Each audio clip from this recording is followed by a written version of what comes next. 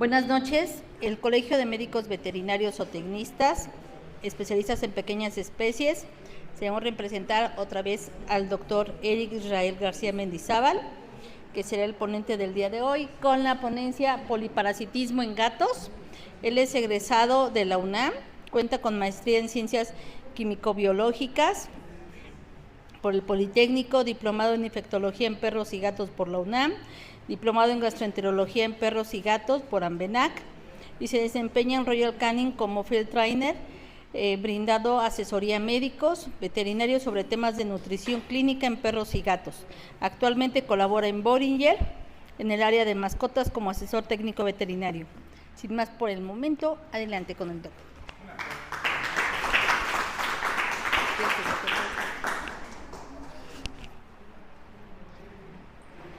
Gracias. Un gusto otra vez estar con ustedes. Bueno, ya saben, ya no es la primera vez que vengo. Les agradezco mucho el que hayan prestado este espacio. También tiene, digamos, que dos objetivos esta plática. Bueno, uno, hablar un poco de los parásitos en gatos.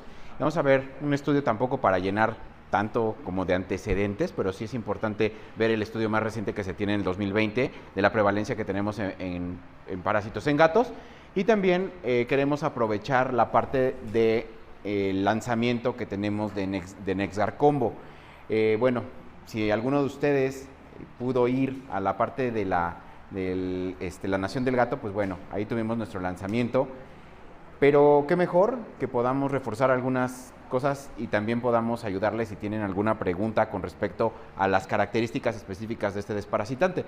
Porque al final de cuentas, pues bueno, tiene un compuesto que no es común, que no ha sido utilizado en el mercado farmacológico, y bueno, esto nos va a ayudar bastante a tener un poco más de nociones.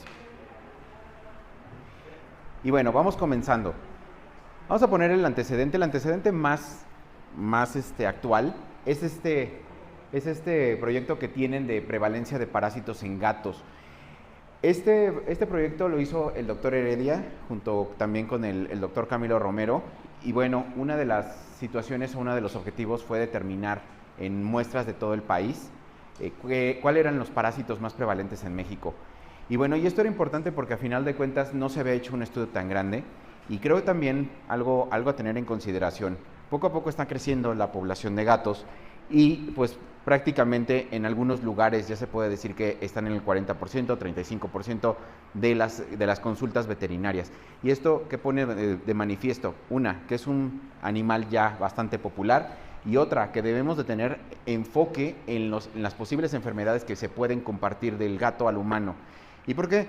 Porque nosotros tenemos ya muy visualizado, y creo que esto ya es un hecho, que las personas, los tutores, agarran a los gatos, incluso hasta los besan en la boca, los llevan, se duermen con ellos, les dan leche, y muchas veces hasta comen del mismo lugar donde está el gato. O sea, cosas a veces que nosotros como veterinarios sabemos que está mal, ¿no? Que sabemos que es un comportamiento pues nocivo, porque precisamente tienen alguna microbiota que no puede ser tan compatible con nosotros, e incluso nos pueden también generar infecciones, ¿no?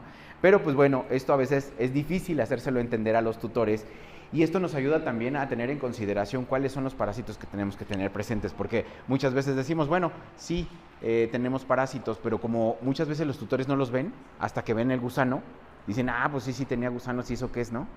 Y ahí tienen una gusanera, y entonces ya comieron junto al gato, ya le dieron de comer cosas al gato, o incluso se llevaron las manos a la boca sin lavárselas, ¿no? Entonces, este estudio, pues si lo podemos ver aquí, tuvieron un total de muestras analizadas, 8,735, tuvieron más, pero algunas tuvieron que ser descartadas también porque no eran viables. Pero el positivo fueron 5,000 muestras, entonces tuvieron un 57.25% de positividad en esas muestras. Entonces quiere decir que tenían 1, 2 o incluso más parásitos. Y esto es grave, ¿no? Porque si nosotros vemos el poliparasitismo, tenemos más de diferentes tipos de parásitos. Puede ser que sean diferentes nemátodos, puede ser que sean diferentes artrópodos, o simplemente que tengamos ectoparásitos y también tengamos céstodos o nemátodos al mismo tiempo. Y bueno, en este caso, el poliparasitismo, de esto que veíamos acá, 57.25, el 21.8 pertenecía a 2 o más parásitos. Y bueno, y ustedes aquí pueden ver cómo se va a ir distribuyendo esta gráfica del poliparasitismo, y poco a poco 2 parásitos, 3 parásitos, 4 parásitos. Y esto, pues ahorita podrían pensar, bueno, sí, ¿cuáles son los parásitos realmente importantes aquí, no? Y no sé si entonces el estudio miente. Yo creo que no, porque casi siempre es un problema este artrópodo o este insecto, que es la pulga. De hecho, no estamos nada alejados, o sea, con las estadísticas que se tienen en Europa, siendo Europa, sabemos que, bueno, no todo es, digamos que, tan europeo. En algunas partes, pues la parte oriental, digamos, pues todavía no tiene los niveles que tiene, por ejemplo, Francia, Alemania y demás. Pero el parásito más prevalente, por ejemplo, en España es la pulga y tiene más o menos el mismo porcentaje, 95% de prevalencia. Entonces no estamos tan lejanos. De hecho, la pulga tiene esa capacidad de adaptarse muy bien a los entornos humanos. Y no sé si ustedes se han dado cuenta, las pulgas, por ejemplo, llegan a tener diferentes fases y nosotros pensamos que ya las eliminamos y de repente vuelven a salir. Y bueno, ahorita vamos a hablar un poco la parte del ciclo biológico. Y vamos a poner algo de antesala. Bueno, primeramente, la pulga del gato ya es más frecuente que la pulga del perro. La pulga del gato, incluso hay 4 variedades diferentes, y se le puso simplemente Tenocefalides felis porque se encontraban en gatos, pero también están en zarigüeyas y en animales de fauna silvestre, y son bastante adaptables. Y si no encuentran al perro, encuentran al gato. Si no encuentran al gato, encuentran al humano. Si encuentran a la zarigüeya, se regresan al humano, o si no, diferentes especies, ¿no? Entonces pueden estar transmitiendo también enfermedades infecciosas. Ustedes saben que pueden hacer, es llamado también como vector, y genera la transmisión, en el caso del gato, de Rickettsia felis, ¿no? Entonces eso es algo a tener presente. Aquí, por ejemplo, Otodectes, se me hace un poco extraño que esté tan bajo, pero pues bueno, las estadísticas no mienten, y en este caso 1.2% de Otodectes sinotis. Y realmente hay algunas razas que son como que tienen más esa situación. No vamos a hablar de predisposición, pero por ejemplo, yo lo he visto más con gatos persa, que pueden llegar a tener bastante problemas con Otodectes, igual también por la cantidad de pelo. Y también pues muchas veces cuando se les está criando, se les cría de manera pues masiva, a veces no se les tienen muy buenos cuidados, y pues bueno, pueden llegar a presentar algún tipo de parasitosis, en este caso pues Otodectes. Las garrapatas, no sé aquí si alguno ha visto un gato garrapatoso. ¿No? ¿En la ciudad? No. Sí, es raro encontrar gatos garrapatosos en la ciudad. Pero pues bueno, sabemos que hay mucha itinerancia, hay muchos animales que se van, viajan y andan de aquí para allá. Entonces, muy probablemente vayan a traer, o sea, ya sabemos que está el término o la denominación de gatijo y perrijo.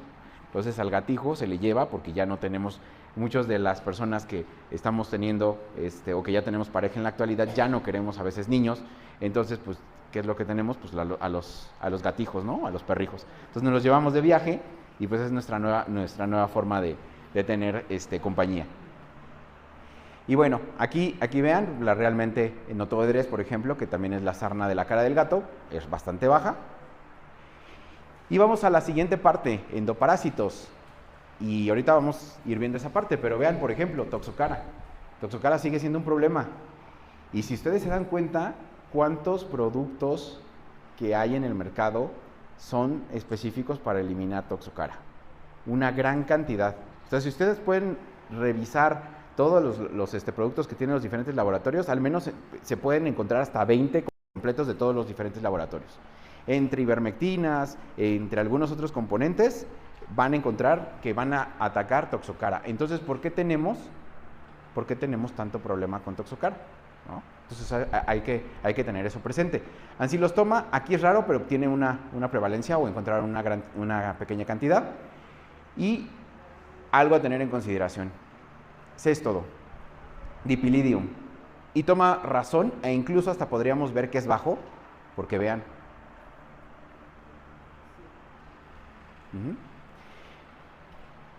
Pregunta casi siempre, esto es pregunta de Congreso, y le hicieron en la pregunta del Congreso de la Nación del Gato. Es importante tener en consideración que Dipilidium requiere del hospedador intermediario. O sea, si no tienen el hospedador intermediario es difícil que puedan presentar dipilidiosis. Aunque, por ejemplo, tengan al gato ahí que está eliminando los proglótidos grávidos, se va a oír feo este comentario, y se los comieran ustedes o se lo comiera el tutor, no va a tener dipilidiosis. Necesita el hospedador intermediario, o sea, la pulga o al piojo. Si no tiene la pulga o el piojo, no. Y ahorita vamos a ver algunos datos sobre eso, ¿no? Entonces, así sí lo vemos una radiografía y vemos, ay no, pues entonces sí tiene bastantes probabilidades de tener parásitos ese gato, ¿no? Entonces, es importante hablarlo con los tutores, porque muchas veces la situación es mucho más grave cuando es una parasitosis externa, porque si las ven las pulgas, ven las garrapatas, ven los ácaros, o al menos ven la signología de los ácaros, porque sabemos que son muy pequeñitos. Pero en el caso de los nemátodos o los cestodos no lo ven, y eso es un grave problema, ¿no? Entonces, las endoparasitosis, ¿qué problemas nos van a traer? Una, diarreas. Es muy frecuente que lleguen a tener gatos o cachorros con diarrea porque tienen una gran cantidad de parásitos. Recordar, vamos a tener parásitos que chupan sangre, hay algunos que utilizan el quimo, pues el proceso exfoliatriz que tienen los parásitos, entonces van a absorber nutrientes esenciales para ese gato, entonces van a tener pobre desarrollo y crecimiento, inflamación intestinal, aunque parece que no, el intestino va a tratar de defenderse, va a tratar de hacer lo posible por eliminar. Y algo que lo que podemos hacer, o por qué podemos también tener diarreas, porque muchas veces es un mecanismo también de defensa. Empieza a generar una mayor cantidad de salida de histamina, porque tenemos una gran cantidad de células cebadas en todo el tracto gastrointestinal, genera mayor motilidad y genera diarreas. Ese también puede ser una situación, ¿no? O también con los cambios, en los cambios osmóticos, cuando el parásito está generando algunos componentes de su metabolismo, puede generar ese tipo de diarreas, ¿no? Anemias, pobre respuesta a la inducción inmunitaria. Aquí voy a ser un poco enfático. Casi siempre hay problemas porque es a veces un poco común que nos llegan los perros e incluso los gatos. Los gatos no hay tanto problema ahorita en la parte de las vacunas, les voy a comentar por eso. Pero llegan con un perro, con un gatito, y quieren que los desparasiten y los vacunen el mismo día. O sea, todo el mismo día. Lo encontraron al gato porque prácticamente los gatos se encuentran, o los gatos te los regalan, o los gatos te los donan, y casi no se compran. Es muy raro, es como un 10% de gatos como comprados. Entonces, ¿qué pasa? En ese día quieren hacer todo, y el gato está bien estresado. Entonces, lo primero que hay que hacer es darles su cuarentena, saber si ese gato está enfermo, para que podamos ver qué es lo que está manifestando, porque puede estar enfermo de alguna cosa y nosotros lo vamos a vacunar y puede generar una inmunodepresión. Entonces, y no va a responder bien a la vacuna.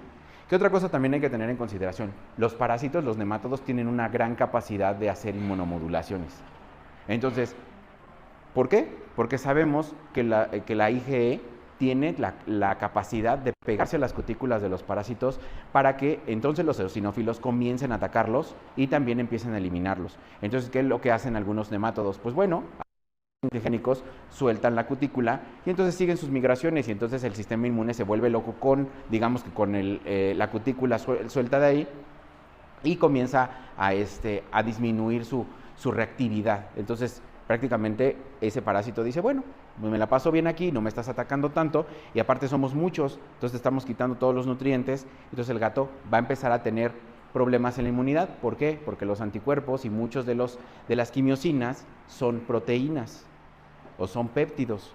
Entonces, si no tienes proteínas, recordar, vamos a tener una pirámide, y lo más importante son las proteínas que nos van a ayudar a mantener, digamos, que la homeostasis en el organismo. Y muchas veces la inmunidad se toma como si fuera un lujo, porque no es indispensable. Es más importante tener hemoglobina que tener un anticuerpo. O sea, para el cuerpo es más importante la hemoglobina, ¿no? Entonces, sí tenerlo presente. Y luego, zoonosis.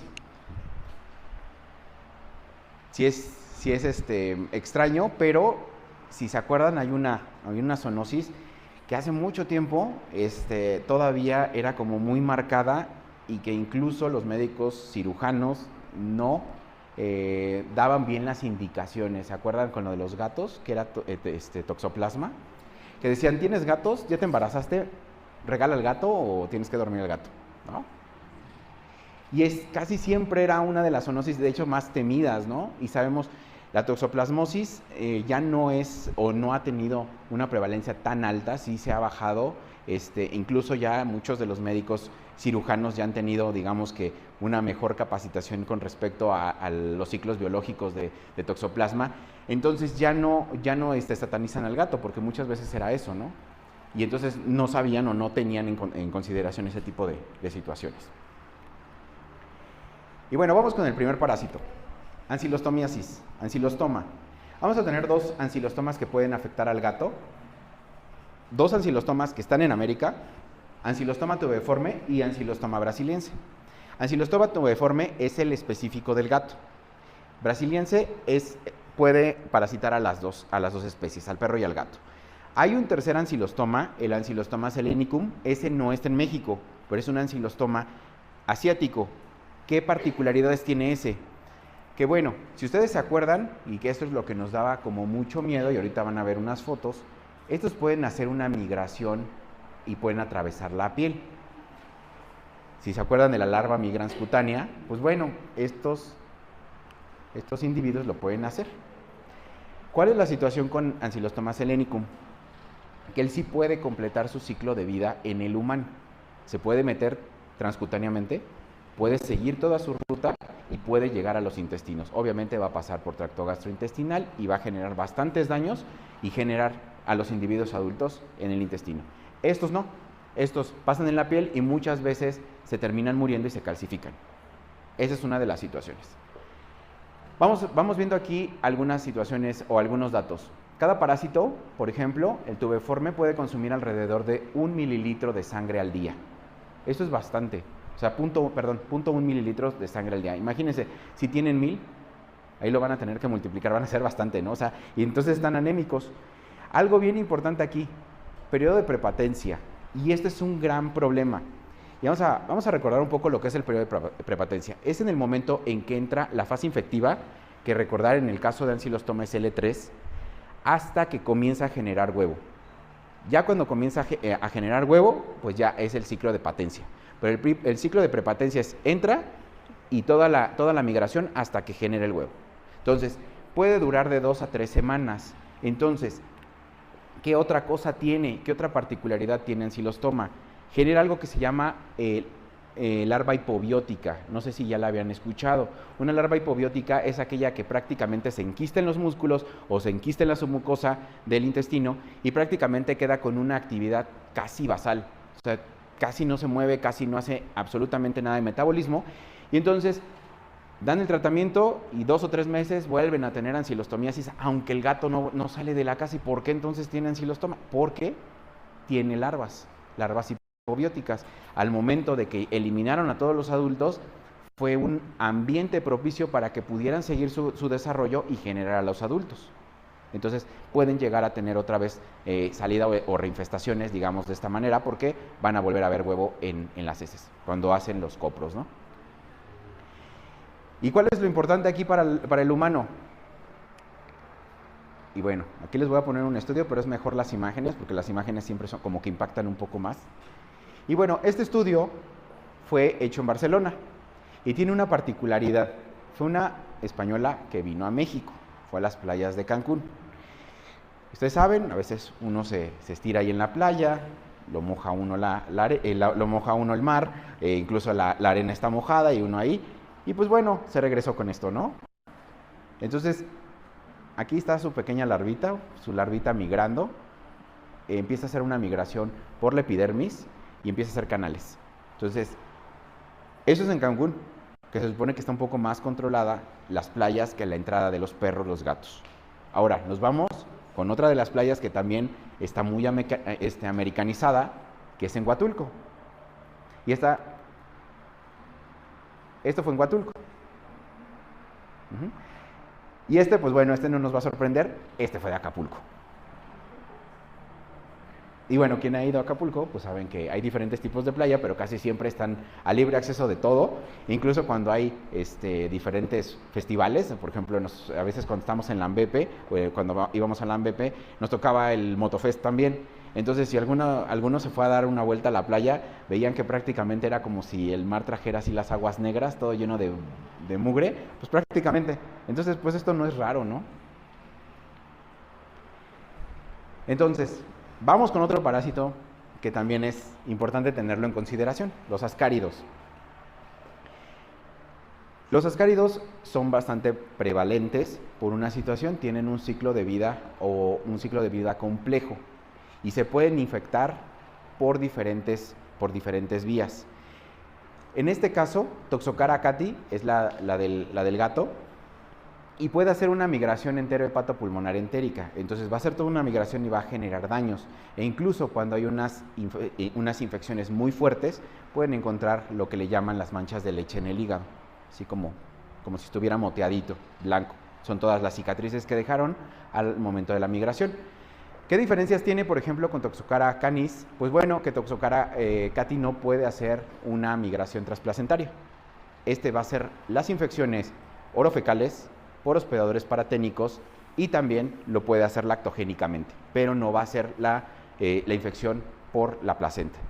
Entonces, esa es una de las situaciones. Digamos que en nivel como de más severidad estaría Toxocara canis, Toxocara cati, y Toxascaris leonina, pues digamos, y lo voy a decir de manera como viendo de manera biológica, es el mejor parásito por una situación, no es tan agresivo. ¿Y qué es lo que quiere un parásito? Vivir a expensas del hospedador o del hospedero, ya ahora con las nuevas terminologías, con el hospedero. Entonces, Toxascaris leonina lo que hace es mantenerse ahí y tiene una gran cantidad de hospedadores, una gran cantidad. Entonces, hace menos daño, se puede transmitir por hospedadores paraténicos y también por la situación orofecal. No lo va a hacer por lactogénicamente ni tampoco transplacentariamente.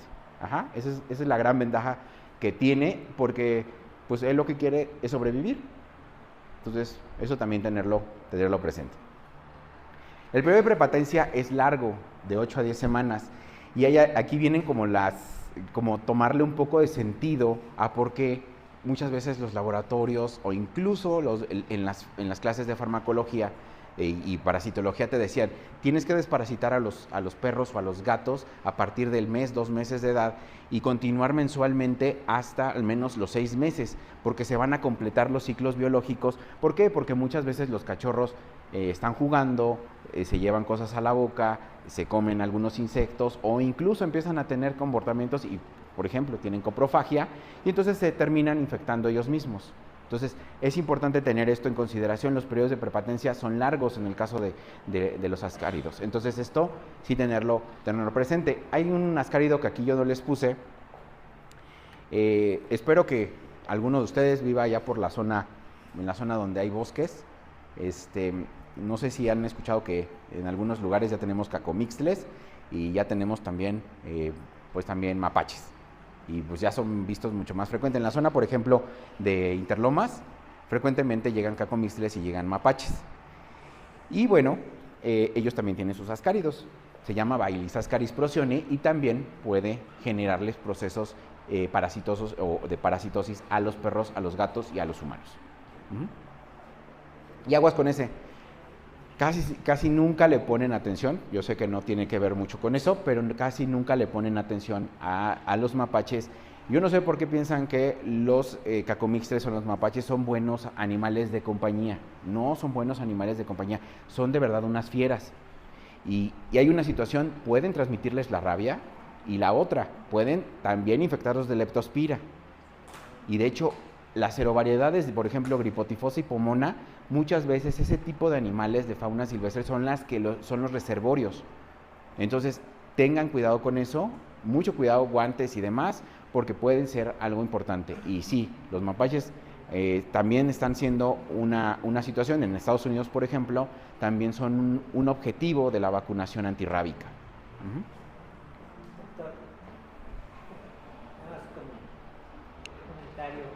Ujú. He visitado diferentes hoteles en Cancún, en Playa del Carmen, y creo que no he visto ninguno que no tenga mapache. Sí, Es una especie que muy común anda pues, ahí entre las personas, sí. y obviamente por la cantidad de comida que tiran, ¿no? Ujú. Los cestos de basura, que he visto, no sé, 10, 15, 15, Sí. se ha reproducido de una manera increíble. Es que se adaptan muy bien y aparte son bastante, de hecho son bastante inteligentes, entonces tienen la capacidad como de saber en dónde tiran la basura. Debido a lo que estoy diciendo, pues la Sí, infección es tremenda, ¿no? de hecho pues nosotros nosotros tenemos una convención, nos tocó ir a Cancún a principios de año y sí, lo que dices totalmente cierto, estábamos tomando café. Y así, llegó un mapachito, de hecho era una cría, estaba juntito de nosotros y lo que quería es que le dieras pan, que le dieras lo que traías. Y pues sí se lo come, pero y llegaron los norteamericanos y pues querían así como agarrarlo. No lo agarren, o sea, no lo agarren porque pues no saben si el mapache tiene algún tipo de infección que les pudiera provocar algún problema, ¿no? Entonces, no, ellos fascinados y querían agarrar, no, es que no se deben de agarrar, ¿no? Entonces sí es algo importante tenerlo presente. Sí, en Cancún sí es algo frecuente ya verlos. Algo a tener en consideración, Toxocara hace una migración que puede ser errática, que puede ser aberrante, larva migrans ocular, larva migrans visceral. Y en este caso, pues vean, aquí tiene su granuloma, aquí en el ojo, en la conjuntiva, aquí lo tiene. Ajá, y aquí tiene su larva. No sé si, yo creo que sí, vieron la serie de Doctor House, fue como muy famosa. Y de hecho, si se acuerdan, hubo un episodio, ese episodio, pues ahí era como, casi siempre cuando estábamos en la facultad, me tocó cuando yo estaba en la facultad, casi siempre era como adivinar cuál era realmente el proceso infeccioso, ¿no? Y en ese era un niño que era autista y entonces dibujaba cosas, y entonces dibujaba así como lombricitas y cosas raras, pero nadie le entendía. Y entonces, ya cuando empiezan a hacer toda la investigación, se dan cuenta que ese niño se había infectado con un ascárido, eso es lo que dan a entender, pues era un ascárido, y que lo había agarrado en la caja de arena.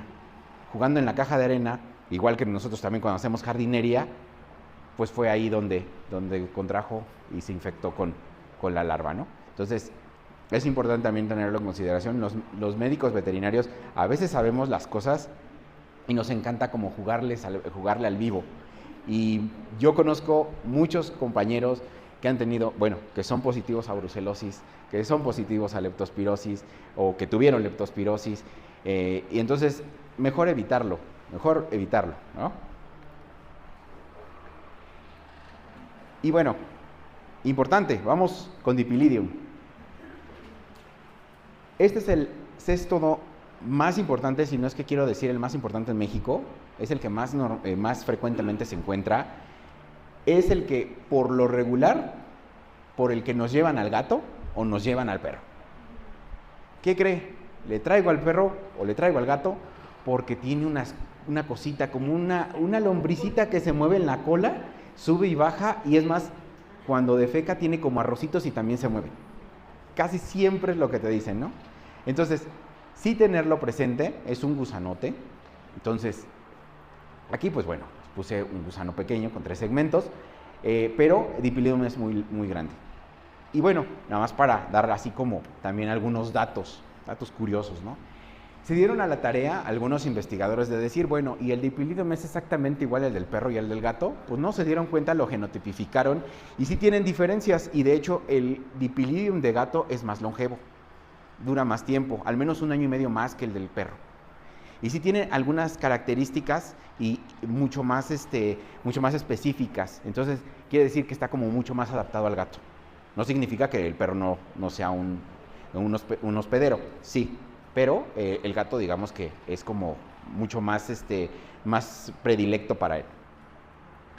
Hay que tener en consideración, necesitamos al hospedero intermediario. Es importantísimo, ¿sí? aunque se coman los proglótidos grávidos, no se van a infectar de dipilidium. Pero pues quiero saber quién quiere hacer esa prueba, ¿no? Pues eso está feo. Entonces, hay que tener en consideración una cosa. Ahorita lo vamos a ver en el ciclo biológico, que es la siguiente. Dipilidium necesita una activación dentro de la pulga, porque está como, si se acuerdan, era como un cisticercoide, que era muy parecido a un cisticerco, nada más que como es en un artrópodo se le denomina cisticercoide. Se queda adentro y tiene hasta 4 fases todavía adentro que tienen que madurar hasta que se vuelve un metastéstodo. Digamos que saca la parte que tenemos aquí del escólex. Me voy a pasar ahorita y ahorita regreso. Y entonces se vuelve infectivo. ¿Pero cuánto tiempo tarda?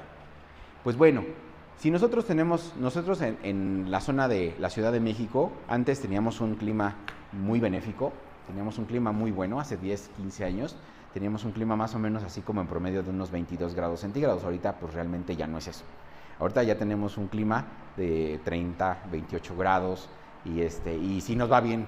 Entonces, ¿cuántas veces nosotros necesitábamos utilizar aire acondicionado en los coches o incluso en las casas? Era raro, pero pues ahorita ya empieza. Entonces, la pulga vive muy bien en temperaturas entre 23 o incluso de 20 hasta los 26 grados. Muy bien. ¿Por qué? Porque vive bastante tiempo, va a buscar un hospedero, eso es un hecho, va a buscar un hospedero una vez saliendo de la pupa, pero en temperaturas arriba de los 30 grados su esperanza de vida disminuye. ¿Qué situación hay con esto? Y a veces eso es un error. Por ejemplo, en alguna vez escuché que decían que en la península de Yucatán no hay pulgas. Sí hay pulgas, por una situación ahorita les voy a decir por qué. Cuando la pulga detecta el cambio de temperatura mayor de 30 grados, por lo regular lo hace muchas veces encima del hospedero. Hay un cambio y entonces el metastéstodo, en este caso lo que tenemos aquí del dipilidium, se empieza a activar, empieza a generar su maduración hasta que se convierte en metastéstodo. ¿Cuánto tiempo tarda? 24 horas para ser infectivo. Si ustedes matan a la pulga antes de esas 24 horas, no les va a dar dipilidiosis. Y es por eso que muchas veces los laboratorios les dicen, si ustedes quieren utilizar, por ejemplo, las isosazolinas, les dicen, no puedo eliminar a dipilidium, pero sí soy auxiliar en el tratamiento de dipilidium. ¿Por qué? Porque mato a la pulga tan rápido que no le da tiempo, si está infectada con dipilidium, de que vuelva a generar la fase infectiva. Entonces la mata antes de 24 horas. Prácticamente las isosazolinas las matan entre alrededor 4 a 8 horas, 12 horas tienen más o menos el 99% de las pulgas muertas. Entonces esa es la gran ventaja que tienen. Y ahorita vamos a hablar un poco de las isosazolinas. Y bueno, nada más vamos a hablar un poco de esta. Esta tenía, yo no sé si ustedes la han diagnosticado. Es raro ya encontrarla. Recuerden, su hospedador intermediario es las ratas y los ratones. Sí tener presente, es una tenia que por lo regular se puede encontrar en lugares, en zonas rurales, en lugares donde los gatos sí tienen acceso al exterior, e incluso aquí también en lugares donde pues, a los gatos no se les tiene mucho control. Es curioso, pero por ejemplo en Europa ya es difícil encontrar. De hecho, algunos investigadores, se los digo, un investigador de Beringer, venía a la zona de Latinoamérica, o toda Latinoamérica, porque no encontraban Tenia teniformis en Europa. Prácticamente está desaparecida. Entonces dicen, pues, ¿a dónde vamos? Pues a Latinoamérica, ahí sí hay, ¿no? Entonces, aquí tenemos prácticamente todo, ¿no? Entonces, tener en consideración algo, antes de que pase acá, nada más que no les mencioné, el ciclo de prepatencia, 3 semanas de dipilidium. Esto les va a ayudar muchísimo porque si ustedes dan tratamiento terapéutico contra dipilidium y no le siguen el ciclo, no rompen el ciclo biológico de la pulga y también y no tienen en consideración el periodo de prepatencia de dipilidium, van a volver a presentar dipilidiosis, esos gatos o esos perros. Y entonces va a venir el tutor y les va a decir, ¿no le había quitado ya las lombrices? Ya volvió a tener lombrices. Entonces es importante que hagan ese tratamiento integral, no solamente del dipilidium, porque si no les va a volver a salir a cada rato porque van a tener pulgas. Algo curioso, y esto también es como digamos que de la biología. Si se acuerdan, también pasa con toxoplasma, ahorita les comento. Pero ¿qué es lo que hace este metastéstodo? Hace cambios de comportamiento en la pulga y la pulga se vuelve errática. Entonces, ¿por qué se va a volver errática? Se va a volver lenta y va a tener movimientos extraños y se va a acercar a la boca de los animales y entre ellos también de nosotros los humanos cuando estamos dormidos. Entonces, ¿por qué? Porque lo que quiere es completar su ciclo biológico Dipilidium para que se la come el perro, el gato o el humano y entonces genere la lombriz. Entonces, si se han dado cuenta, hay algunas pulgas que luego están cerca de la boca y se mueven raro. No es tan frecuente, pero se ha visto que puede pasar con Dipilidium. Lo que pasaba, por ejemplo, con Toxoplasma, que les decía, muchas veces cuando estaban infectados los roedores, ¿qué es lo que hacían? Provocarle prácticamente el suicidio al ratón. Empezaban a generar problemas en su sistema nervioso para que el ratón o la rata se acercara directamente al gato. Y entonces la consumiera y generara el ciclo completo en el gato. Y bueno, ¿les ha tocado dirofilariasis en gatos? ¿Han escuchado? ¿No? Dirofilarias. De hecho, sí lo podría decir como con cierta seguridad. Dirofilaria en perros es rara en la zona del centro del país. Es rara. Ahora, imagínense algo, pónganle muy, muy rara en gatos, porque es difícil que nosotros diagnostiquemos la enfermedad, primeramente. Hay que tener en consideración, este parásito es bastante letal. Genera muchos daños y aparte es muy silencioso. Algo a tener en consideración aquí, el ciclo de vida es extremadamente largo. Son 6 a 7 meses, donde va a completar el ciclo de vida hasta que se hace gusano adulto. En los perros puede generar de verdad una gusanera de más de 100 gusanos en la arteria pulmonar, en el mismo corazón y generar bastantes lesiones en su sistema cardiovascular. En los gatos es un hospedador, digamos, como le llaman como accidental o alternativo, porque no es así como el que más le gusta a Dirofilaria. Va a generar alrededor de 10 parásitos adultos. En promedio puede tener un poco más, pero por lo regular casi son 10. Tiene una particularidad del gato con su sistema inmune que genera la eliminación y muchas veces ni siquiera se ven las microfilarias. También se le conoce como ciclo de microfilaremia. Entonces, no las ves. Haces gota gruesa en gato y no lo ves. Y muchas veces con la cantidad a veces tan baja de parásitos adultos te da falsos negativos las pruebas rápidas. Recordar, la mayoría de las pruebas rápidas, o por ejemplo la prueba rápida 4DX en el perro y la prueba también que se utiliza del mismo IDEX se utiliza para gatos, lo que está detectando es una enzima de la gónada de las hembras grávidas. Entonces, ¿qué pasa? Si yo saco de mala suerte sangre y en ese momento la hembra todavía no está grávida, todavía está en maduración, pues te va a dar negativo. Entonces, eso sí tenerlo presente. No es tan frecuente, pero el ciclo de vida en el gato es bastante triste por una situación. No hay tratamiento adulticida.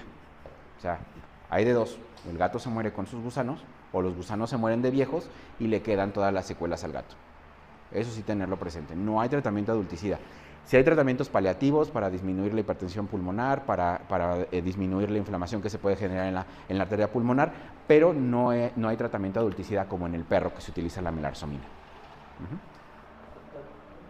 Este parásito es el que algunas ocasiones de manera accidental en animales que se hace pruebas para saber si está anémico, se centrifuga la sangre y en esa separación entre el suero y la hemoglobina llegan a aparecer las microfilarias. Sí, de hecho hay una prueba que se llama la prueba de NOT, se hace con unas tinciones, se utiliza también formalina, y ahí lo que se hace pues, es hacer la tinción de la microfilaria. Y muchas veces ahí lo que se está haciendo es ver qué tipo de las morfologías, porque también hay microfilarias que no generan o que son apatógenas. Entonces ahí lo que hacen es diagnosticar si es, por ejemplo, Dirofilaria imitis o es alguna, acantocleilonema. Sin teñirlas, se ve. Sí. Aquí sí, qué bueno que lo menciona. El que ustedes vean, por ejemplo, los hemoparásitos, que ustedes vean en una prueba microfilarias, hay que tener en consideración ciertas cosas. No significa que el animal sea positivo a Dirofilaria. Tenemos que hacer otras pruebas complementarias para poder diagnosticarlo y aquí viene lo complejo del diagnóstico para Dirofilaria. Se hace la prueba rápida, la prueba de gota gruesa, o también verlo en un portaobjetos es como lo más frecuente, es lo más barato, pero tienen que hacer también, por ejemplo, radiografías, ultrasonidos, y muchas veces hasta lo llevan, que es la prueba de oro, pues a hacer ELISA, para realmente saber si es dirofilaria. Porque luego llega a haber algunas confusiones. Incluso no siempre la mejor, porque también pueden decir, pues voy a utilizar una PCR.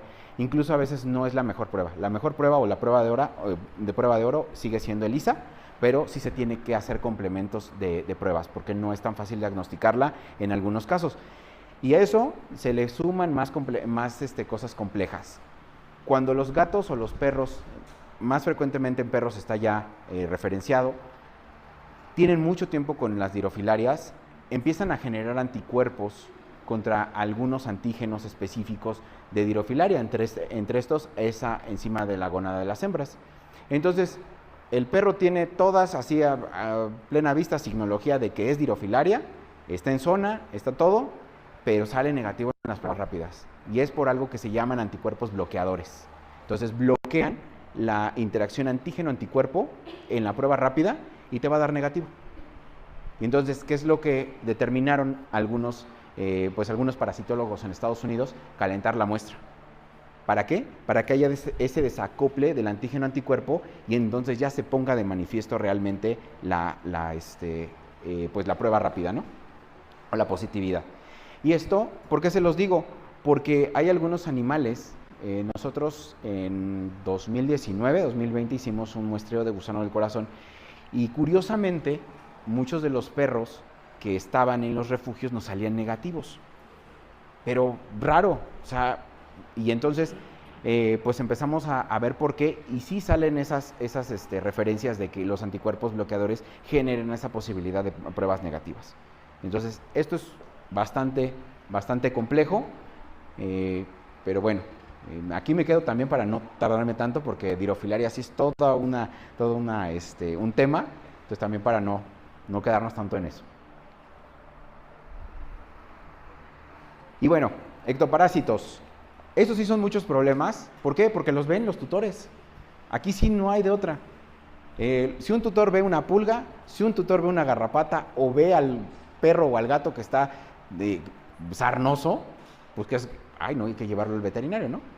Bueno, cuando son responsables, ¿no? Porque hay unos que hasta les echan aceite quemado y algunas cosas que ya sabemos que pues, están mal, ¿no?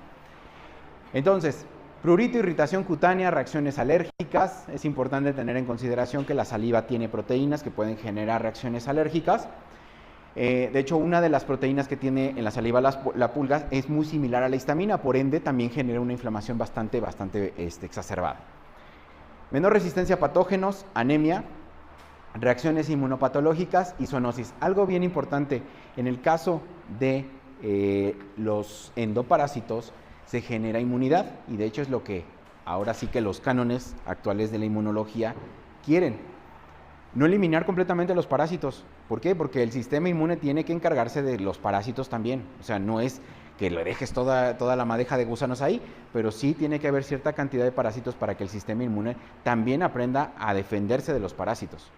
¿Por qué?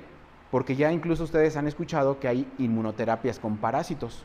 Por ejemplo, con Trichuris suis, se utilizan cierta cantidad de huevos de Trichuris suis y se le dan a los humanos para que cuando tienen inflamaciones exacerbadas, por ejemplo, tienen alguna ulceración en el colon o tienen colitis ulcerativa, les disminuya las inflamaciones, porque inmunomodula perfectamente.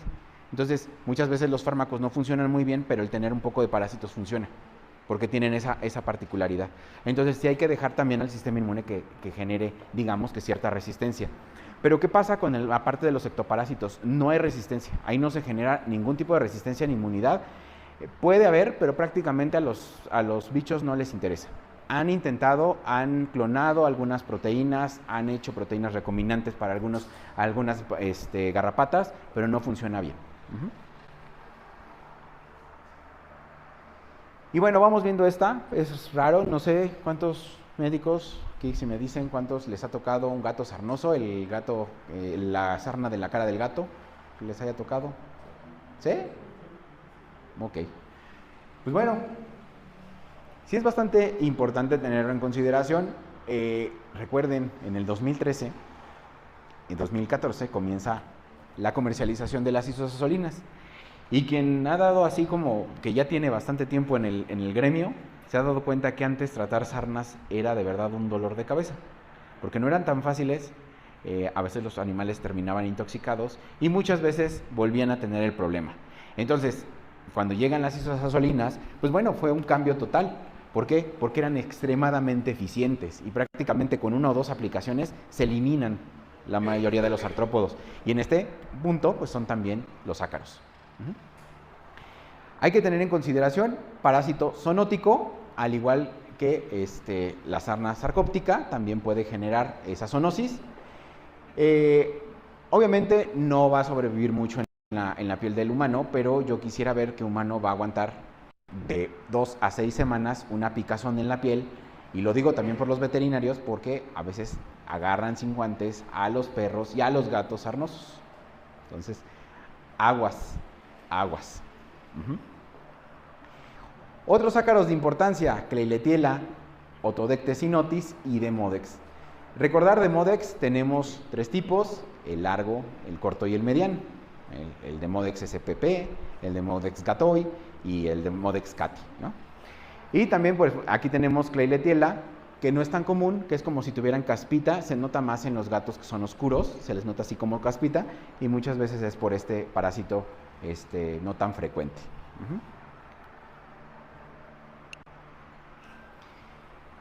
Y bueno, aquí no lo así no van a decir que no han visto pulgas en gatos, ya sería muy raro, ¿no? Pulgas en gatos, pues bueno, recordar, nosotros ahorita ya las vemos como bien comunes, decimos, pues son pulgas, les damos un desparasitante que se mueran. Pero estas, si se acuerdan, fueron un problema hace siglos. Hace siglos, si se acuerdan, había una pulga que se llamaba Xenophila geopis. Esa era la pulga de la rata. Y esa generó una de las pandemias más fuertes, o de hecho eliminó más de la mitad de la población europea por la peste bubónica. Entonces, no son cosa de tenerlo a la ligera. Una pulga puede generar muchísimos daños y puede generar lesiones en los humanos, y si no se han dado cuenta, cuando hay un animal infestado, lo primero que te pican son los pies, son los tobillos, y uno cómo se metieron, quién sabe, pero está uno todo picoteado de los ojos. Entonces, aguas con eso también. Recordar, en el caso de las pulgas, pueden hacer la transmisión de algunos parásitos, en este caso, o pueden hacer transmisión también de, bueno, ya vimos el equilibrio, pueden hacer transmisión de algunas bacterias. Y vemos este antecedente de la prevalencia de pulgas y de parásitos gastrointestinales en los gatos.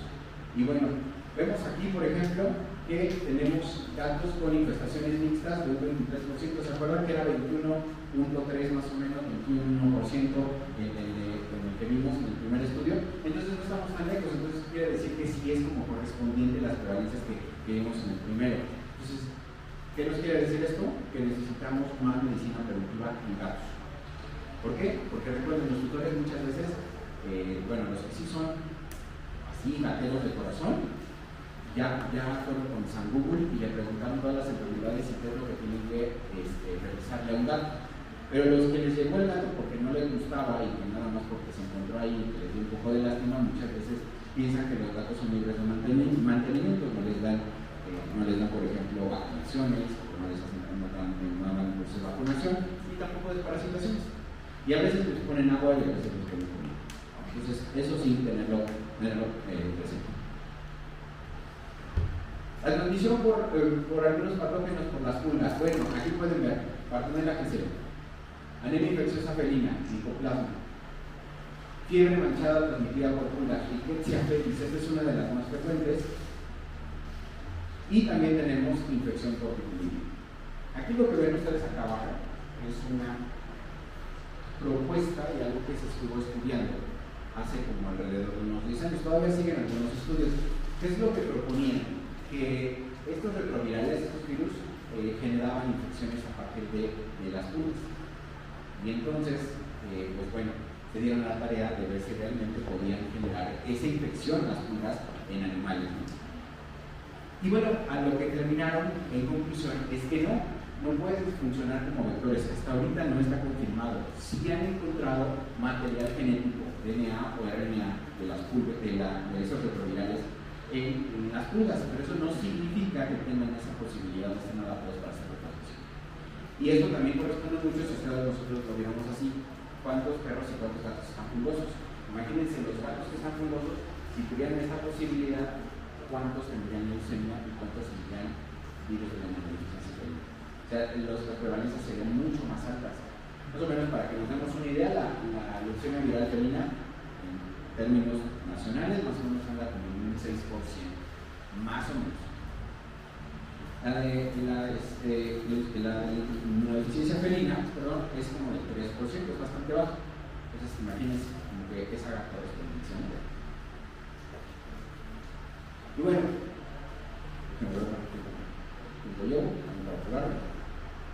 algunos datos sobre las pulgas. Hay más de 2.500 especies.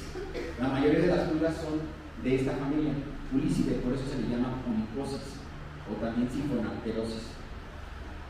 Si nos pudieron, la pulga sobrevive de 3 a 5 días en el ambiente porque requiere alimentarse y siempre va a estar buscando la manera de estarse alimentando porque lo necesita. Recordar, son poiquilotermos, por eso dependen también del ambiente para poder regular su temperatura. La pulga comienza a alimentarse en los primeros 30 a 60 minutos. La pulga del gato, incluso hay reportes que desde los 10 a 20 minutos ya comienza a alimentarse y empieza a copular en las primeras 24 a 36 horas. Entonces es rapidísimo. ¿Cuánto tiempo va a tardar o cuánto tiempo va a ser productiva? Alrededor de 3 semanas. ¿Cuántos huevos pone una pulga? Más o menos alrededor de 20 por día. Entonces, si tenemos 100 pulgas, hay que 50 la cueva.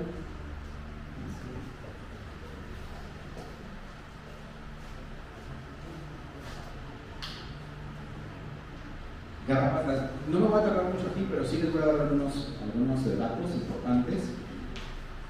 No es tan frecuente que lo veamos aquí en México, porque, bueno, en la Ciudad de México, porque, bueno, las garrapatas, digamos que no están tan adaptadas, pero incluso hasta podría decir que eso es como una verdad a medias, porque en el Parque México sí hay, y frecuentemente los perros tienen garrapatas. Entonces, tenerlo presente. ¿Por qué los gatos no son tan frecuentemente diagnosticados con psoriasis o con una situación? Porque los gatos se acicalan. Entonces, al momento de acicalarse se comen las garrapatas. Pero, pues eso también les puede provocar un problema por una función de una bacteria, perdón, de un protozoario, hepatozoonosis. Y en este caso, pues bueno, no es tan frecuente, pero sí puede generarlo al momento de que se come la garrapata. Hay que tener en consideración, las garrapatas tienen toxinas. Hay 3 géneros pues muy bien identificados. Uno es Dermacentor, otro es Ixodes, que generan una gran cantidad, y también Ampleoma generan toxinas, lo que se le conoce también como el veneno de la garrapata. Y lo que hace es parálisis. Y hay animales que pueden generar también parálisis por causa de la garrapata o por salida de la garrapata, en este caso por la toxina. Hay que tener en consideración también, estas son bastante hábiles, recuerden, bueno, yo creo que muchos de nosotros nos tocó ir a prácticas cuando nos tocaban de ganado, nos tocó salir, y pues muchas veces cuando salíamos de los potreros, nos teníamos que revisar que no tuviéramos nuevos lunares o nuevas verrugas. Y muchas veces cuando uno se estaba bañando se encontraban nuevos lunares y nuevas verrugas que muchas veces crecían, ¿no? Y luego ya cuando lo veía, pues ahí estaba la garrapata o ahí estaba lo que llamaban también los pinolillos, ¿no? Y esto sí, esto es lo que me gustaría dejarles así como en la parte de garrapatas. Tenemos dos fases que son importantes también para que nosotros las platiquemos cuando nos llegue un tutor con garrapata, con los usuarios con garrapatas o con los gatos con garrapatas, que tiene una fase preparatoria o de fijación. La garrapata no está consumiendo sangre en ese momento, entonces muchas veces ponen los tratamientos, por ejemplo, ponen una gasolina y dicen, es que no funcionó, no se cayó la garrapata. ¿Por qué tal vez la garrapata todavía no esté comiendo, no está consumiendo sangre? Entonces, en fase de fijación. En la fase de fijación se puede tardar hasta 72 horas, dependiendo de la especie. Entonces, ¿qué va a hacer? Aquí lo que va a hacer, va a subir la garrapata, digamos que es uno de esos artrópodos muy educados. Se sube sigilosamente, para que no se den cuenta que va por ahí. Busca un lugar en donde no la vayan a tirar. Corta con los quelíceros, mete el hipostoma, empieza a generar algunas secreciones y saca esas secreciones por unas glándulas especializadas que, a final de cuentas, lo que le ayuda es hacer toda una destrucción, una liquefacción del tejido en lo que está cerca del hipostoma. Genera lo que se llama la buena alimentación, y esto hace también que se genere un reclutamiento de las células inflamatorias. Y a la garrapata prácticamente no le interesa, eso para ella es como un manjar. Entonces empieza, ya después de que todo eso está fijado, ahora sí empieza la fase de digestión. Aquí es cuando realmente ya, si hay un fármaco que va a matar a las garrapatas, va a tener el efecto y la va a eliminar. Por eso es bien importante. ¿Por qué? Porque si la garrapata apenas se subió, muy probablemente no va a tener, no la va a derribar, porque no es por contacto. Entonces van a tener el problema de que va a venir el tutor y va a decir, le dio el tratamiento ayer o antier y la garrapata sigue ahí pegada. Entonces, si se va a caer, muchas veces, acuérdense, ya está muerta y nada más se queda agarrada. ¿Por qué? Porque en sus curiosidades tiene también algunas proteínas que lo que hacen es fijar el hipostoma y queda muy bien fijado. Entonces, aunque el perro se sacuda, aunque el gato se sacuda, no se la quita. Hay que tener en consideración que entre las 3 y 24 horas tenemos una transmisión de patógenos, y esto es bien importante porque en las primeras 3 horas vamos a tener la transmisión de Ehrlichia, Anaplasma y de Rickettsia. ¿Qué sí les pueden ayudar? Por ejemplo, los tratamientos como las rosalinas, a prevenir borrelia y a prevenir la babesía, lo que nosotros conocemos como piroplasmosis. De hecho, hace 10-15 años, antes de que las rosalinas, digamos que llegaran, babesia, por ejemplo, en las zonas de Veracruz, era bastante frecuente encontrar a perros con piroplasmosis. Entonces, en este punto, ya que se está utilizando muy frecuentemente diferentes tipos de rosalinas, pues ya no es tan frecuente ver la piroplasmosis. Eso es algo, sí, comparativamente de 10 años, sí es algo bastante radical. Y en este caso, Borrelia burgdorferi, recuerden, es una espiroqueta, muchas espiroquetas que son patógenas, no sé, como patógenas, y la transmisión se hace de 36 a 48 horas. Entonces, como mata a la garrapata antes de ese tiempo, pues no hay transmisión. Entonces, estas dos las previenen, estas tres que están acá arriba, disminuyen la transferencia, pero no la eliminan. Entonces, cuando hay posibilidades de transmisión, sí necesitan hacer tratamientos con diferentes fármacos, e incluso se utilizan también repelentes para que la transmisión de patógenos sea menor. Y bueno, les voy a hacer una pregunta porque incluso espero que lo conozcan al doctor Pablo Martínez Navarro.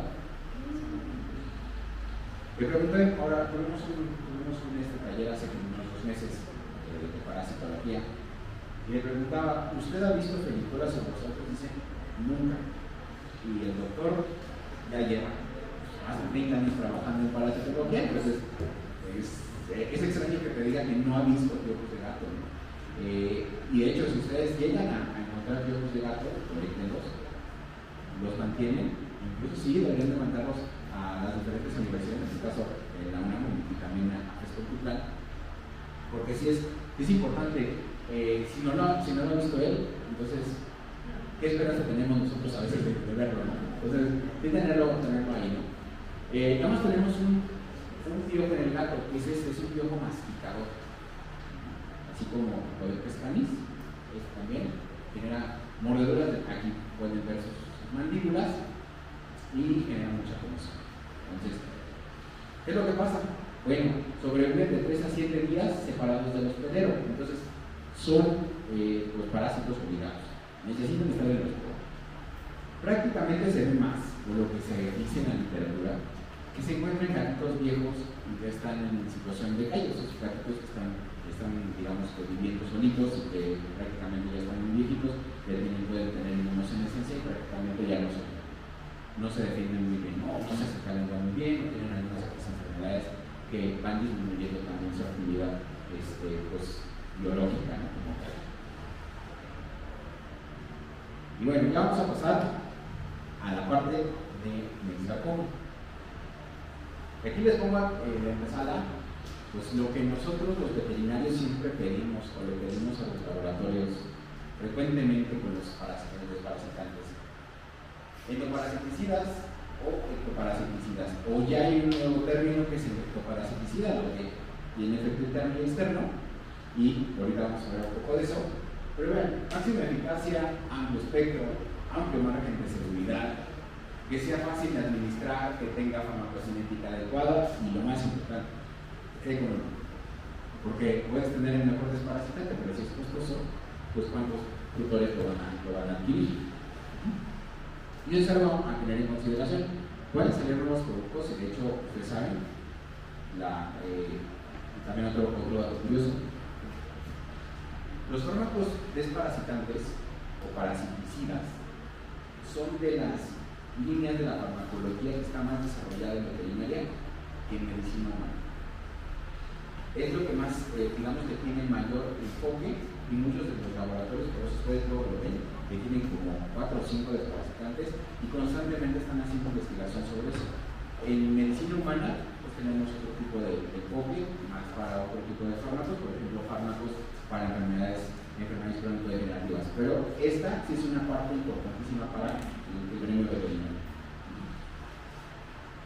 Ectoparasiticidas, acción rápida, eficaz frente a formas juveniles, atóxico, eso es un poco difícil, que no desarrolle resistencia, que tenga poca capacidad para dejar residuos en el ambiente, en los tejidos de los animales, y que sea económico. Y esto, y aquí viene, o sea, que prácticamente le pedimos todo a los laboratorios, y a veces es complicado.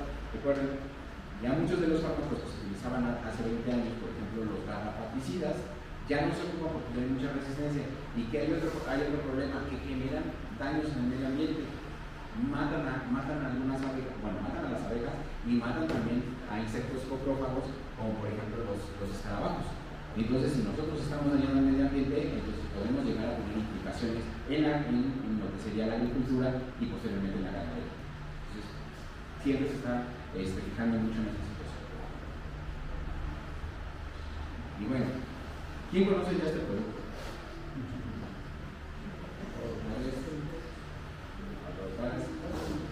Sí. Bueno, este producto lo lanzamos escasos 2 meses. No tiene mucho tiempo, también que en Europa se lanzó, tiene 3-4 años que se lanzó, en Estados Unidos tiene 1 año también. Entonces, este producto solamente son 2 presentaciones, en Europa van a encontrar una presentación que tiene 3 pipetas, pero aquí en México nada más está en la presentación de una sola pipeta para gato chico y para gato grande. Y bueno, yo sé, y algunos doctores van a decir, no, pues es que ustedes de Beringer, yo me acuerdo que esos productos eran mundiales. Mis compañeros que trabajaron en Medial, sí tienen como prohibido prácticamente ya mencionar Medial, así como si fuera algo satanizado. Pero como yo entré en Beringer, pues yo no tengo tanto problema por decir que Beringer compró Medial, y pues todo su catálogo de productos fue adquirido por ellos, por Beringer, pero tuvo una curiosidad. Muchos de los fármacos y también muchos de los biológicos fueron reformulados. Entonces, aquí lo importante a tener en consideración, este producto es totalmente desarrollado por Beringer, no tiene ya desarrollo por Medial. No. Sí, la molécula, digamos que primigenia, sí venía de Medial, pero toda la investigación hizo Beringer. Entonces, para que ustedes lo tengan bien claro, ¿no? En este caso. ¿Qué va a contener? Una isoxazolina que se llama esafoxolán. Y entonces, voy a decir la lista de las isoxazolinas que tenemos en el mercado. Están divididas, digamos que las isoxazolinas en 2 subgrupos, o en 2 grupos. unas isosolinas de concentraciones altas y las isosolinas de concentraciones bajas. Las isosolinas de concentraciones altas, ustedes la conocen como fluoralaner, no les voy a decir el nombre comercial, fluoralaner y lotilaner.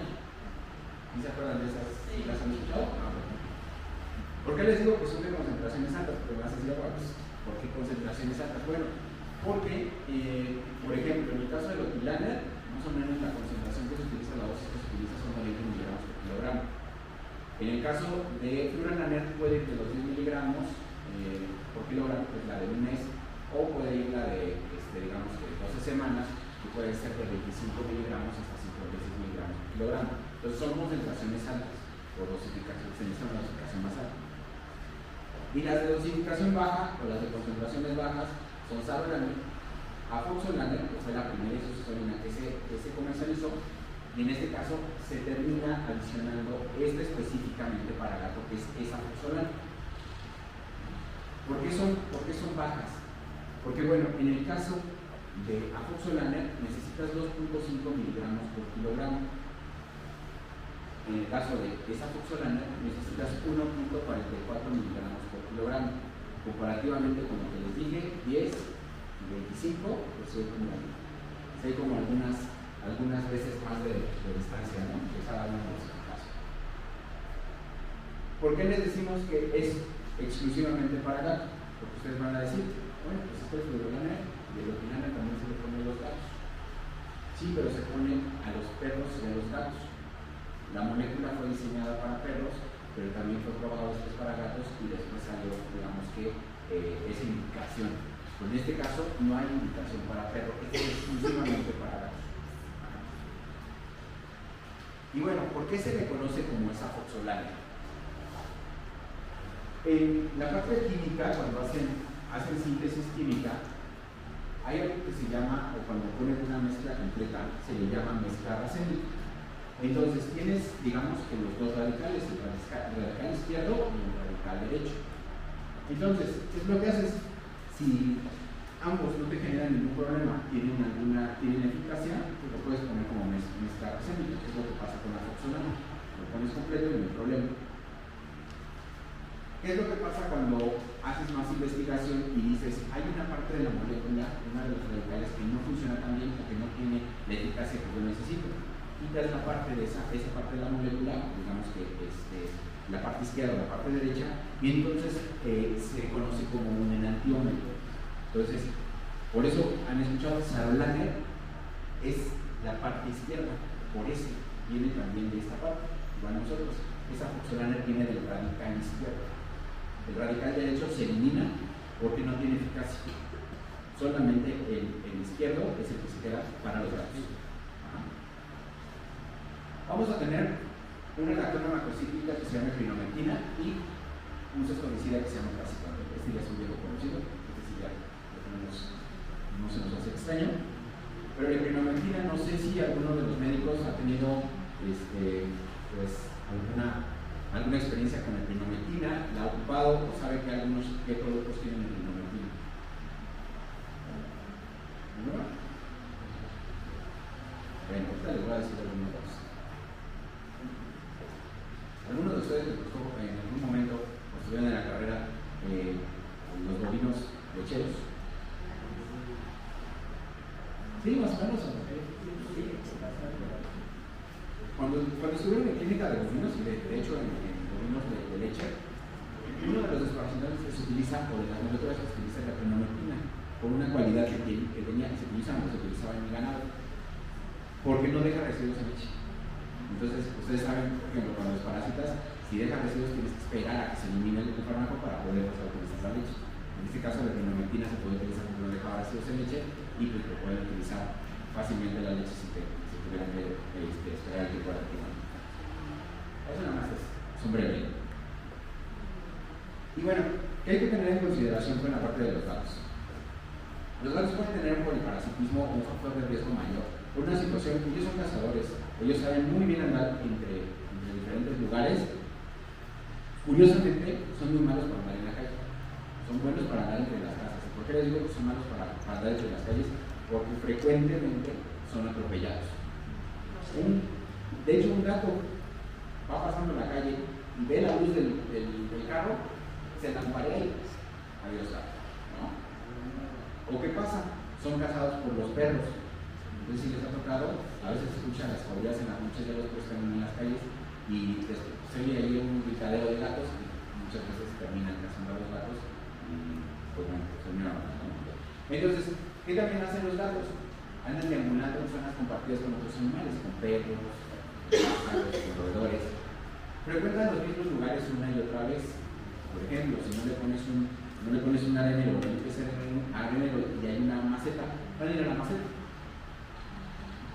Y de hecho hay unos gatos que son bien curiosos, aunque les pongas, me tocó con un amigo que le compraba la arena esta que se puede, bueno, le voy a decir la marca, pero es arena que se puede tirar desusada, cosas así súper animales. Y entonces se la ponía en su caja de arena, pero al gato nomás no le gustaba y iba a las plantas y se hacía en su maceta. O sea, y le cambió la arena, decía, no, tal vez no le gusta la arena, le cambió la arena, le compró la que venden en centros comerciales, no le funcionó, o sea, le gustaba solamente su maceta. Entonces, eso también no puede poner a tener ahí un constante infección por parásitos, ¿no?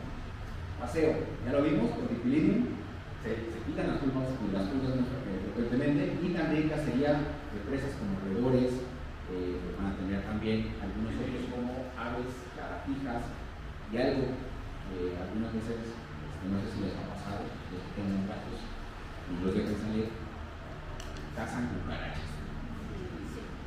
De hecho, hay algunos gatos, porque por ejemplo mi vecina anteriormente, allá por la Costa Madera, tenía dos gatas y entonces esas gatas se quedaban afuera de las coladeras esperando que salieran los cucarachones. Los grandotes ya no los veías cómo estaban agarrando y se los llevaban, se los comían. Entonces, ¿y qué pasa también? No sé si han visto los videos también que salen a veces en TikTok y así, que está el gato, lleva su cucaracha y se la dejan al humano y pues bueno, muchas veces les toca a las chavas y gritan porque pues, obviamente están re feas y no, pues ahí, ¿no? Entonces, sí se las comen. Y tener en consideración que también pueden ser hospedadores paragénicos de algunos parásitos, entonces si se las comen, van a completar el ciclo y se van a parasitar. Y bueno, vamos viendo esta parte. Esa funcional. Entonces ya les comentaba, esta parte izquierda. Esto viene, digamos que el S en química se conoce, digamos, por siniestros, y la parte R, que es la derecha, es de rectos y siniestros. Entonces, la parte izquierda se conoce así. Entonces, ¿qué es lo que se hizo? Bueno, aquí nada más así como un breve de por qué. Se vio que no tenía eficacia, entonces lo que se hizo fue hacer la purificación de la molécula, se mete la pura molécula y la concentración disminuye. Ya no es 2.5, sino 1.44 miligramos por kilogramo, lo que hace eficaz esa fusarina para eliminar los artrópodos. ¿Por cuánto tiempo los elimina? Dependiendo. Por ejemplo, contra las pulgas sí tienen un tiempo de acción mucho más largo, pero contra las garrapatas, al menos 30 días. Contra las pulgas se puede de 5, incluso hasta 6 semanas. Pero ¿por qué tener mucho cuidado con esta información? Porque si ustedes hacen ese tipo de recomendaciones de que venga cada mes y medio, pueden volver a tener, si tenían dipilidiosis, pueden volver a presentar al gusano adulto. ¿Por qué? Porque se completa, si vimos el periodo de prepatencia de dipilidiosis en 3 semanas. Entonces ustedes lo citan a las 5 semanas, pueden volver a ver el gusano adulto ahí y va a haber problemas, reclamos. Muchas veces, pues bueno, no es nada bueno. Y ya saben que ahorita las redes sociales y las reseñas que tenemos en Google Maps también juegan en contra o a favor de nosotros. Entonces, importante, va a matar, en este caso por hiperexcitación, bloqueando los canales de cloro dependientes de glutamato. Los canales de glutamato son específicos de los artrópodos, los mamíferos no los tenemos, pero sí tenemos canales de cloro dependientes de GABA,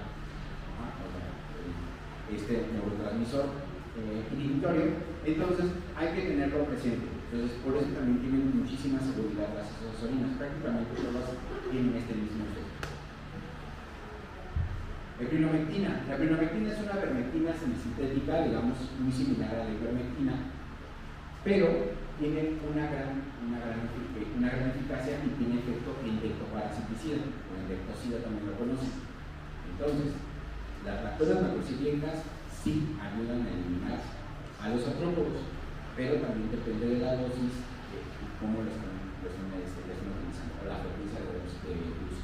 De hecho, por ejemplo, porque en algunos casos, antes de que llegara, por ejemplo, oxolaner y fluoralaner, que fueron los primeros, se utilizaban anticonvulsivos Oxima cuando había problemas de sarna. Se utilizaba por varios días y era un uso fuera de etiqueta, pero funcionaba porque sí tiene efectos sobre los artrópodos, pero no está marcado. Entonces hay que tenerlo presente, no va a durar tanto como un sososomida. Va a tener efectos sí contra los nematodos y va a tener efectos también contra gusanos visulares, en este caso contra larvas de gusano del corazón. Importante, las L3 y las L4 prematuras. Una vez que llega el mosco, se alimenta, deja la gotita de saliva, esa larvita L3 entra al torrente circulatorio o entra a través de la piel hacia lo que es el subcutáneo. Tenemos prácticamente un mes para poder matar esa larva. Si no, va a entrar en una fase que se llama fase de no susceptibilidad. Y una vez que entre en fase de no susceptibilidad, no la va a matar ninguna lactona macrocíclica a dosis que le quieran poner, ni tampoco la herbicida, que es la menosomida. Entonces, más o menos como por 4 o 5 meses, esa larva va a estar viviendo sin ningún tipo de complejo por algún tipo de fármaco que le esté molestando. No le va a hacer absolutamente nada. Entonces, por eso es importante que si ustedes tienen gatos o perros que van a viajar, o tienen clientes que van a viajar, le den el tratamiento antes y que no pase más de un mes para que le den el tratamiento preventivo contra el gusano del corazón. Eso es importantísimo, porque si no, ahí vienen esas brechas y en donde puede haber fases de susceptibilidad y puede llegar a presentar los gusanos adultos.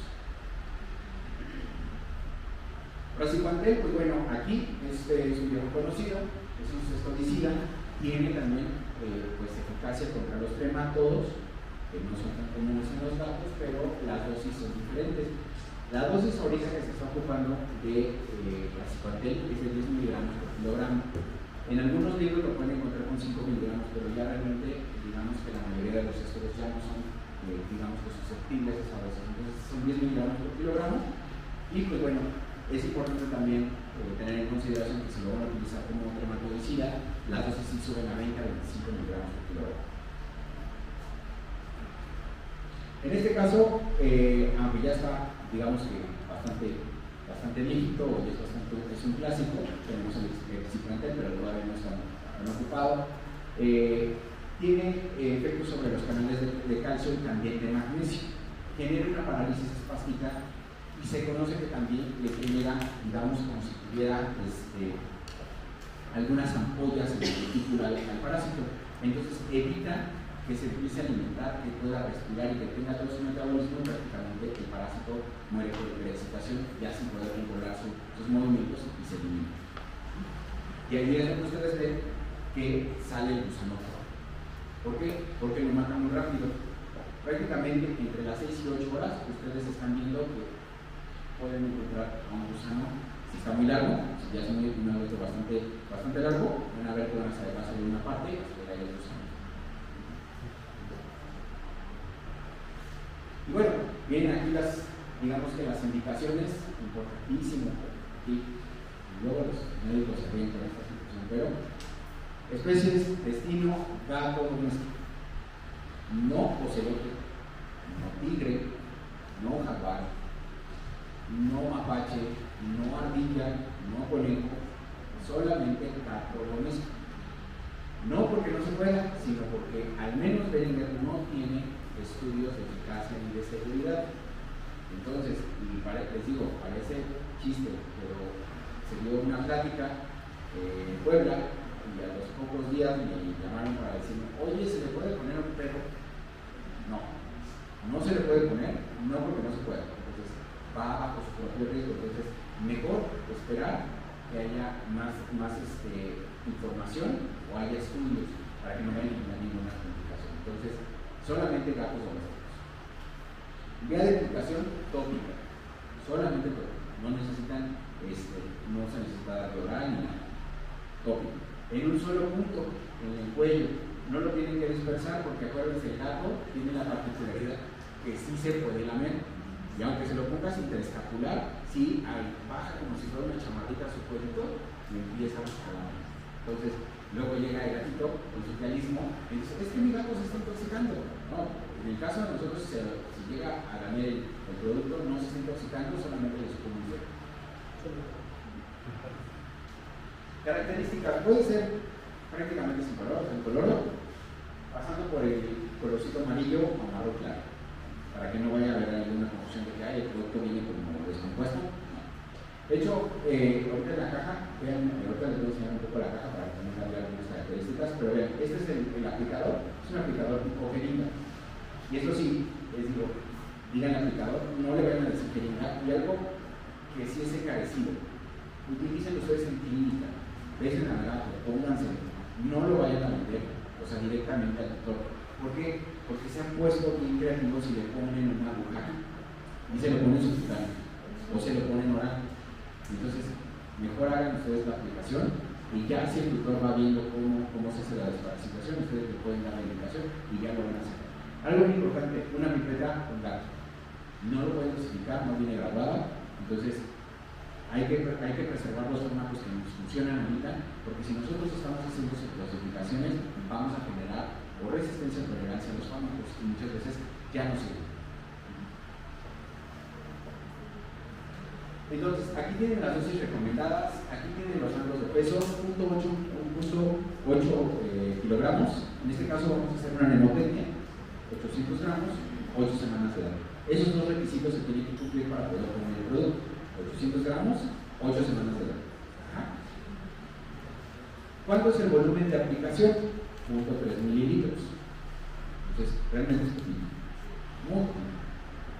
¿Qué pasa? Si me dicen, no, es que yo tengo un esfinge, pero ese 0.3 se le va a chorrear. Se ponen un bate y entonces se lo ponen como si fuera un aceite aquí en la parte del cuello para que no se alcance a la mente. Y ya, con eso tienen esa posibilidad, pero pónganse guantes porque también muchas veces me tocó ver que ponían, por ejemplo, la etiqueta de Frontline, se la ponían y luego se manchaban todas las manos del producto. Entonces, no es bueno que nosotros estemos en contacto constante con los parasitantes o con antibióticos. Hay que tener cuidado también con nuestro cuerpo, ¿no? Tenemos la otra presentación de 2.5 a 7.5 y aquí el volumen de aplicación de 0.9 mililitros. Comparativamente con algunas otras pipetas que están en el mercado, por ejemplo, hay una pipeta que arriba de los 5 kilos necesitas alrededor de 1.2 mililitros. Entonces, pues, a veces es un chorreadero. ¿Qué otra cosa? No huele a insecticida. Esa es una gran ventaja. No huele a insecticida, entonces no va a tener ese olor tan característico y tan repulsivo que a veces pueden llegar a poner los gatos hacia ese tipo de olores, ¿no? Y también para el tutor. Eficacia curativa, o en este caso terapéutica, y preventiva contra pulgas. 99.7% se mueren en las primeras 24 horas y vamos a tener una eficacia mantenida por alrededor de más de 30 días, el 98.9%. La eficacia también para eliminar la producción de huevo, como les comentaba. Una vez que se exone la pulga, empieza a consumir sangre, empieza a copular, y más o menos en 24-36 horas va a empezar a poner huevo. Entonces, si esa pulga tiene contacto o va a poner huevo en poquito tiempo y tiene contacto con el desafuxolane, prácticamente todo el huevo que vaya a poner está destinado a morir. Está muerto. Entonces, con eso hacen el control sobre el ciclo biológico de la pulga. Auxiliar en la dermatitis alérgica por picadura de pulga. ¿Por qué? Porque mientras más le bajen los insectos, menos reacciones van a tener porque menos proteínas similares a las que van a estar circulando, ¿no? Entonces, hay que tener esto presente. Si les puede ayudar. Y vamos contra las garrapatas. Yo sé que no se pueden hacer aquí, pero de todos modos. Eso que ven aquí era lo que les comentaba de la zona de alimentación. Bien, así está este individuo. Ustedes han visto una garrapata de cerca, están bien feas. De hecho, hay algunas que no tienen ojos. Y que hay unas que, por ejemplo, tienen todo lo que le llaman en el capítulo, toda la parte del natosoma, es móvil, de ellos es fijo. Tienen ahí algunas características. Pero bueno, aquí ustedes pueden ver, y esto les va a tener un poco de sentido ahorita que les diga. ¿Por qué se tarda tanto en derribar a las garrapatas? Porque bueno, los estudios se hacen de esta manera. Ponen a los gatos en unas jauritas, obviamente son gatos muy consentidos y todo eso, ya saben cómo son esa parte. Entonces dejan caer a las garrapatas que estaban, digamos, que no habían sido alimentadas. Caen, se empiezan a subir, se cuentan las garrapatas, saben cuántas garrapatas son, y ven cuánto tiempo tardan en derribarlas. Entonces aquí les va a causar el sentido, porque esas garrapatas prácticamente van a tardar esa parte de fijación, no van a consumir sangre luego. Entonces hacen su ciclo de fijación y luego empiezan a consumir sangre, y ahí es cuando empiezan a derribarlas. Y como pueden ver, por eso les comentaba, hasta 72 horas algunas pueden tardar. En este caso, el negro americano es una de las garrapatas más, digamos, más flojas para consumir alimentos. Tarda muchísimo tiempo. Entonces, esa es una de las que se tarda más. ¿Cuánto tiempo puede durar? Pues bueno, vean, las eficacias arriba del 90%, algo a tener en consideración para que podamos ponerlo como que es eficaz y que puede durar tanto tiempo, tiene que tener más del 90% de eficacia, o sea, más del 90% de las garrapatas deben de eliminarse. Entonces, aquí en este punto, la más baja va a ser exodes. Recuerden, exodes escapulares, exodes vecinos pueden transmitir la enfermedad del año. La de Borrelia Burgdorferi, aunque en México dicen que no hay, sí hay, pero no sabe para qué. En este caso, pues los ácaros, Otocoetes sinotis y también Notoedes ácaros. Prácticamente con dos aplicaciones eliminan el problema, pero el deber ser, en el caso de Notoedes ácaros, es hacer raspado. Cuando ustedes vean todos los raspados negativos, significa que ya pueden eliminar el completamente el caso. Bueno, entonces, ya como resumen de la eficacia, pues tenemos contra los artrópodos o los ectoparásitos, la epinofectina va a matar a los nemátodos y el tracipantel va a eliminar a los esoros. Si tienen algún tutor pues que vive en Europa o que se va al norte de Europa, estos dos parásitos son exóticos aquí, echinococos moleculares y Coxiella. Estos dos se requiere tratamiento preventivo cuando van a viajar, por ejemplo, a Dinamarca, a Finlandia, a Suecia y también a Noruega. Entonces, sí es importante que lo tengan presente. No tenemos tantos así, pero por ejemplo ya sabemos que hay en algunos lugares ya está la gentrificación, entonces van llegando diferentes personas de otros países que pueden necesitar este tipo de soluciones. Indicaciones de aplicación, pues bueno, ya vemos el aplicador. ¿Por qué se hizo de esta manera? Porque es más fácil que así puedan aplicarlo de manera puntual y no se estén chorreando y no se manchen con ustedes. Algo importante, antes de quitar el tapón, hagan el video hacia atrás para que lubriquen y también puedan romper el sello digamos, de vacío que tiene, porque esto viene al vacío. Entonces, al momento de que lo destapan, no los va a chorrear ni los va a salpicar. Y para muestra es mejor un video, porque habla más que mil palabras.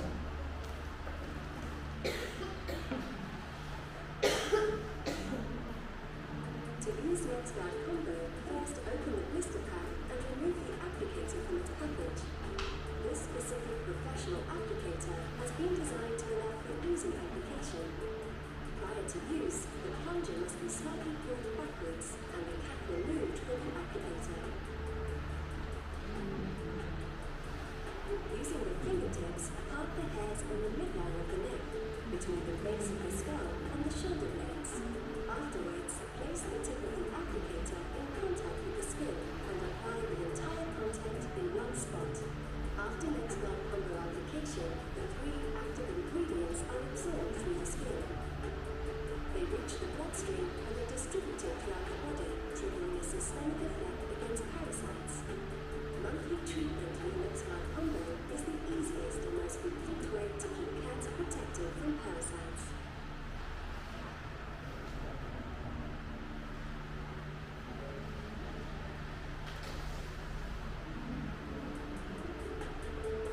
After application of NexGuard Combo, the 3 active compounds are absorbed from the skin into the bloodstream and distributed throughout the body. The actives reach the bloodstream in a few hours. Ticks, fleas, or ear mites infesting the cat ingest S-oxylenone and die from central nervous system hyperactivity.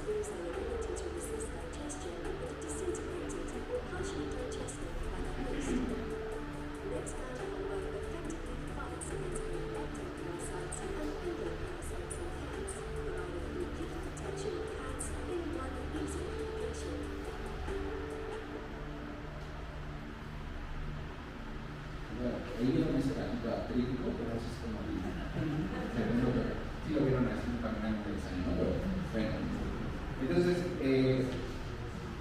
ya vamos a terminar. Prácticamente el punto aquí vienen como las recomendaciones de aplicación. Y obviamente, como responsable también en esta parte, Erika siempre le dice, digamos, que espera, digamos, en la parte de las advertencias de uso, para que no vayan a tener ningún tipo de problema. Aquí la parte de la recomendación de aplicación. Aplicación en un solo lugar de la piel no necesitan distribuirlo, ya lo vieron, tiene que ser en la mitad del cuello y ahí es suficiente como para que se pueda hacer la distribución poco a poco. Puede tardar la distribución entre 24 y 48 horas, dependiendo también de la cantidad de grasa que tiene el gato.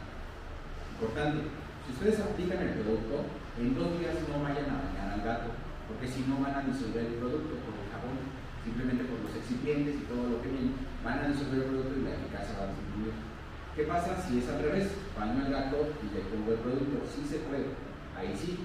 ¿Va a tardar un poco más en distribuirse? Sí, porque ya no tiene grasa, pero la grasa está disminuida. Va a tardar 48 horas, pero sí se puede, o sea, esa parte sí se puede hacer. Evitar el contacto en casas multigatos con los otros gatos. ¿Por qué? Porque yo puedo ponerle bien el producto, pero el compadre gato le dice, huele usted, y va a ir el hambre. Entonces, ya no tienes uno, sino tienes 2 gatos babeando y entonces son 2 gatos babosos que van con el tutor bien espantado porque piensa que se intoxicó. Entonces, mucho cuidado, sepárenlos al menos 12 horas para que se empiece a distribuir y ya no laman toda la cantidad del producto. No los va a matar, no les va a generar intoxicación, pero es mejor evitárselo. Y si también ustedes pueden decir al tutor, les va a saber feo, si en dado caso le llegan llegan a la mano, les va a saber amargo y van a generar madero, pero no les va a generar intoxicación. Y es importante, esto sí es muy importante, que en algunos gatos puede haber algo que se llama fotoreactividad, y eso no pasa totalmente en todos los gatos, es como muy desigual. Tiene contacto directo con la luz ultravioleta y puede generar algunos cambios en las moléculas de los componentes, y esto genera cambios también en la coloración del pelo. Pero si ustedes evitan, digamos que el asolearlos directamente en las primeras 24 horas, se evitan más del 99% de esta posibilidad. No creo que les sea tampoco muy extraño, porque incluso hay collares, por ejemplo, de los que duran 8 meses, que se los pones y les cambia la coloración del pelo. Se los digo porque le pasó a mi gato es negra, le pone su collar. Y sí, se veía como parda. Entonces, pues no era agradable, pero yo ya sabía que también podía ser por los mismos excipientes. Entonces, al momento que le quité el collar, dejó de tener el problema. Puedo utilizar Nexar Combo. Esto no es una receta de cocina, pero sí viene como adosado a la parte de las recomendaciones de la SCAP. La SCAP es una guía, europea, una guía europea que hace el estudio de los parásitos que recomienda cada cuando está desparasitando, dependiendo también de la frecuencia. Entonces, es importante, y hay una ventajota, las guías de la SCAP están en español. Entonces, son para ectoparásitos, endoparásitos y también para que puedan los cuidados en guías correctores.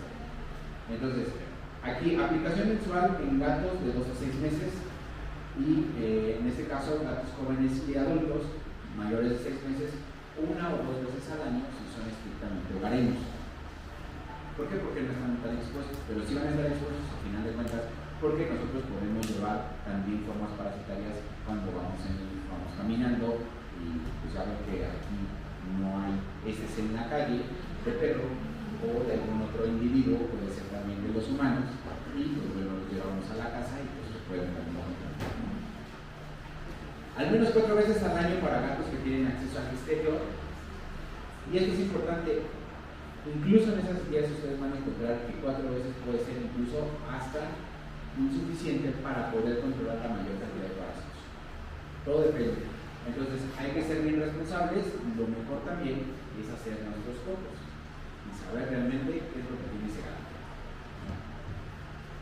Y mensualmente para gatos que viven en colecciones muy grandes, en algunos refugios o en casas que tienen una cantidad inmensa de gatos, a mí la única que me ha tocado máximo son 20 gatos, pero no sé, algunos de los tutores seguramente han de tener como 30, he escuchado que algunos tienen hasta 40 gatos. 100 gatos, o sea, a veces ni siquiera saben cuándo uno muere, cuántos nacen. ¿Sí? Sí, o sea, que 100 creo que es el máximo por el que me han dicho. Eventos adversos. Vean los estudios. Fueron los estudios, 1141 gatos, 2600 aplicaciones, y ninguno de los porcentajes está arriba del 1%. Pero sí es importante que se los diga porque si no pasaría esta situación. No me dijiste y pues ya el gato empieza a tener hipersalivación o anorexia, entonces pues no se vale, ¿no? Porque no estás diciendo toda la información.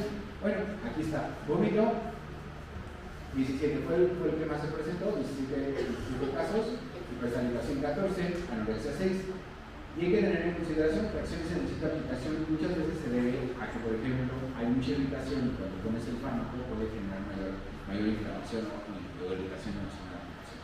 Por eso, a veces es necesario porque, por ejemplo, si tienes sarna en el gato, pues encuentran una parte de la cara o una parte del cuello que no esté lesionada, ¿no?